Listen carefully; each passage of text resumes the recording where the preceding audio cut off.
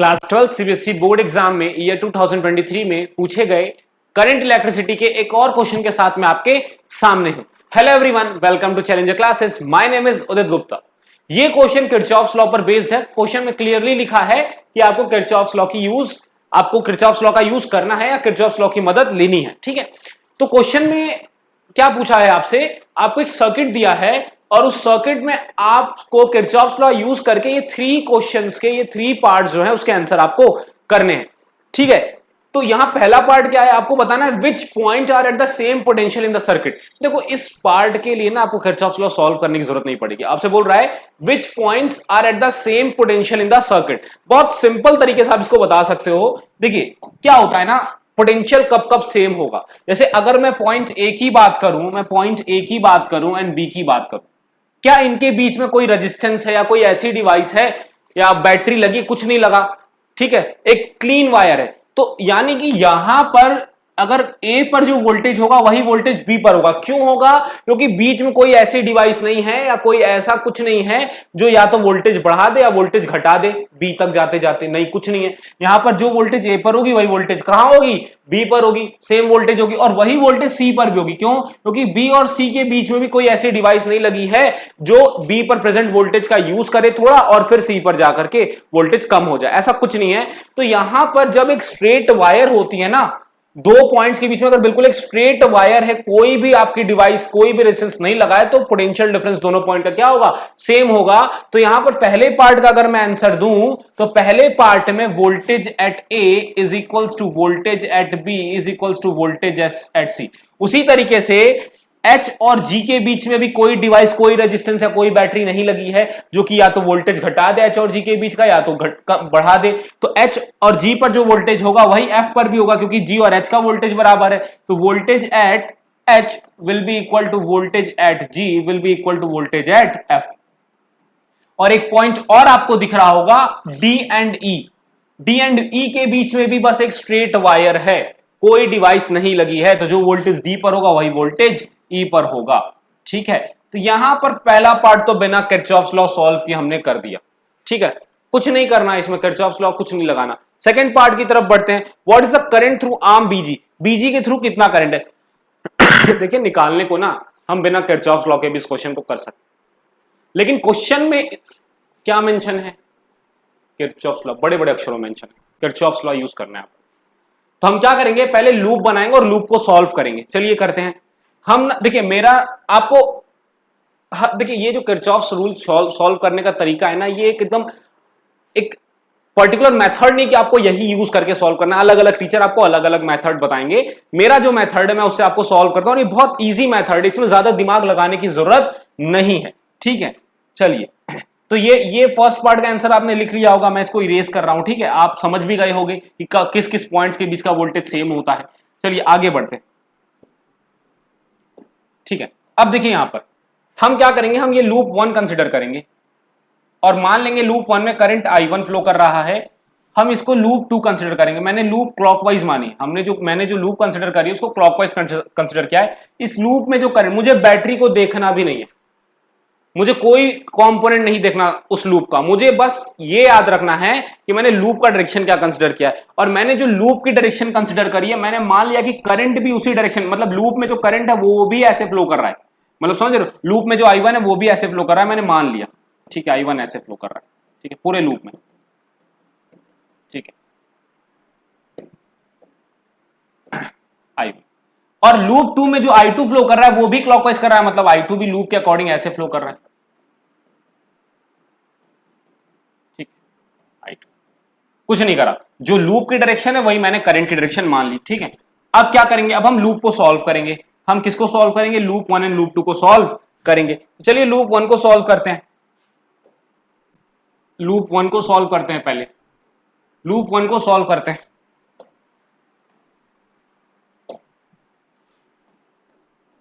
Loop 1 को solve करते हैं। देखिए लूप 1 में रेजिस्टेंस, इंटरनल रेजिस्टेंस, ये स्मॉल आर क्या है, स्मॉल आर इंटरनल रेजिस्टेंस है। तो इंटरनल रेजिस्टेंस में भी करंट I1 जा रहा है, तो यहां क्या होगा, वोल्ट, देखिए किरचॉफ्स वोल्टेज लॉ में क्या होता है, जितनी भी वोल्टेज होती है लूप में उन सभी का जो एडिशन होता है वो जीरो होता है, उन सभी का सम क्या होता है, जीरो होता है। तो यहां पर हम चाहे रेजिस्टेंस लगा है चाहे कोई बैटरी का वोल्टेज है, सबको जोड़ेंगे और सबका समेशन क्या आना चाहिए, जीरो आना चाहिए।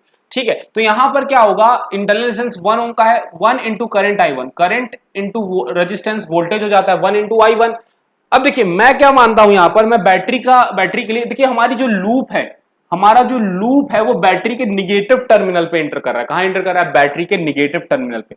अगर आप ध्यान से देखिए तो हमारी लूप को अगर मैं पूरा यहां तक ले जाऊं तो लूप कहां एंटर कर रही है, बैटरी के निगेटिव में। तो जब हमारी लूप बैटरी के निगेटिव में एंटर करेगी तो मैं बैटरी की वोल्टेज को निगेटिव वोल्टेज कंसिडर करूंगा। क्या कंसिडर करूंगा, निगेटिव वोल्टेज कंसिडर करूंगा। अलग अलग लोग अलग अलग अपना जो है यूज करते हैं, एक मेथड यूज करते हैं। कोई लोग ये मानते हैं कि देखिए यहाँ लूप जो निकल रही है वो बैटरी के पॉजिटिव से निकल रही है तो मैं पॉजिटिव लूंगा, और बहुत लोग मानते हैं कि बैटरी के निगेटिव में लूप इंटर कर रही है। कुछ लोग जो लूप निकल रही है उसको कंसिडर करते हैं, कुछ लोग जो लूप इंटर कर रही है उसको कंसिडर करते हैं। तो मैं जो लूप इंटर कर रही हूँ किस टर्मिनल पे इंटर कर रही है मैं उसको कंसिडर करता हूं। ठीक है, तो यहां पर क्योंकि मेरी लूप बैटरी के निगेटिव टर्मिनल पे इंटर कर रही है तो मैं बैटरी की वोल्टेज निगेटिव लूंगा। आगे बढ़ते हैं, अब हम इस वाले आर्म में जब आते हैं तो इसमें इस लूप इस वाले आर्म में I1 तो इंटर कर रहा है R1 में, लेकिन I2 एग्जिट कर रहा है। I1 इंटर कर रहा है, I2 एग्जिट कर रहा है, तो करंट की डायरेक्शन अपोजिट है। तो मैं क्या लूंगा, मैं लूंगा यहां पर I1 माइनस I2। मैं कौन सा लूप लेके चल रहा हूं, उस लूप का करंट का डायरेक्शन में मानूंगा।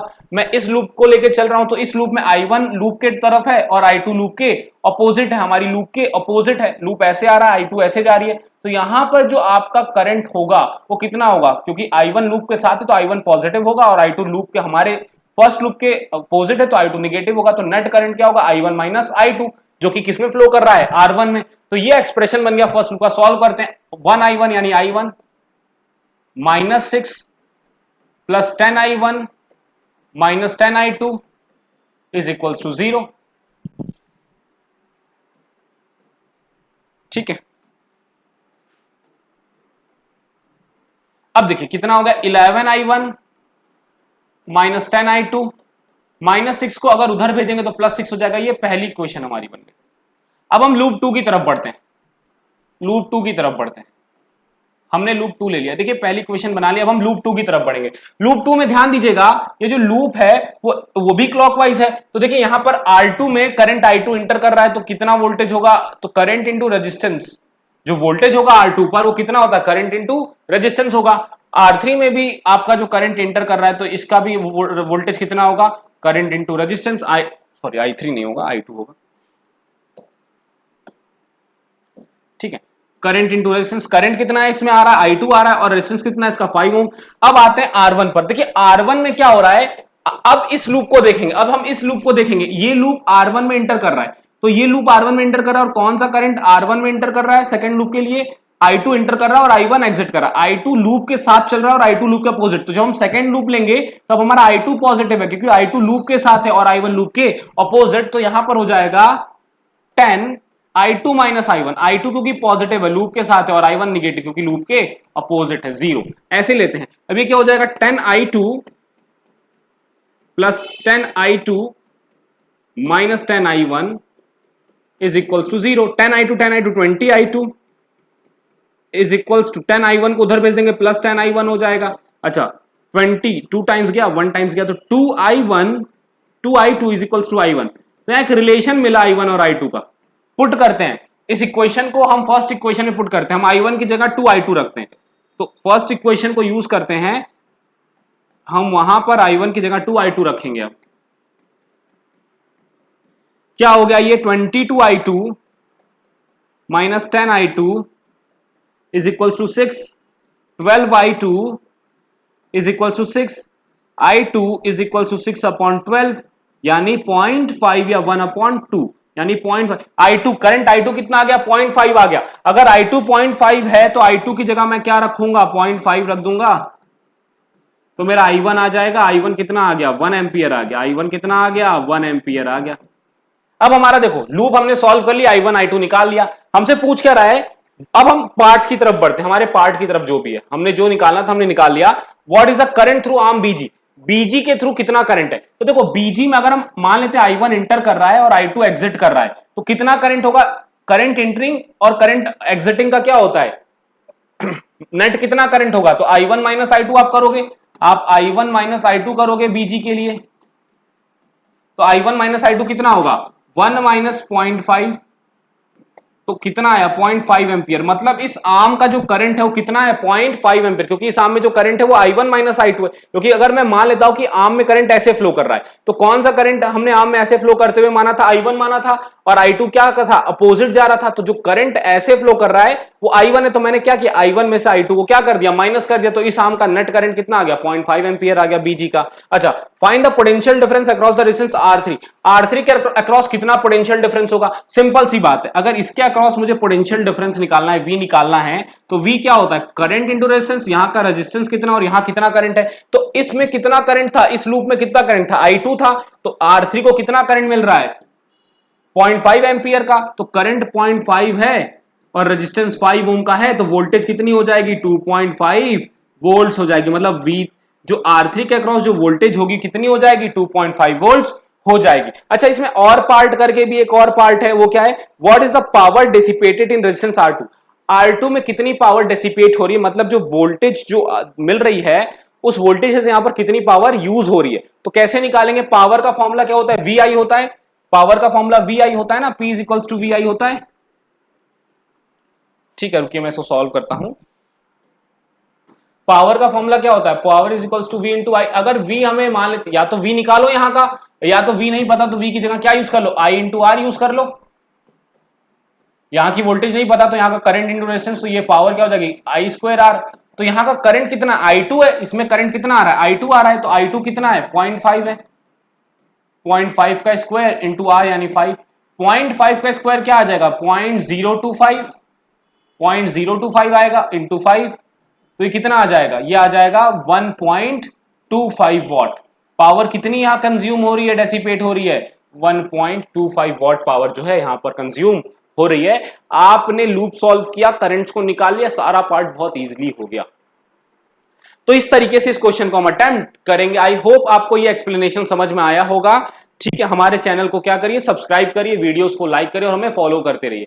मैं उम्मीद करता हूं आप इस वीडियो पर मुझे एटलीस्ट 200 लाइक्स देंगे। आपकी लाइक्स मेरे लिए रिवॉर्ड का काम करती है। और एक चीज और है, आप कमेंट नहीं करते हैं वीडियोस पर, ठीक है, कमेंट भी करिए, जो भी दिक्कत है, अगर एक्सप्लेनेशन अच्छी लगी तो वो भी बताइए, जो कमियां हैं वो भी बताइए, हम उसको ठीक करने की कोशिश करेंगे। तो वीडियो को लाइक करिए और कमेंट जरूर करिए, तब हमें पता चलेगा ना कितने बच्चे सीरियसली हमारा वीडियो देख रहे हैं और हमें फॉलो कर रहे हैं। Thank you.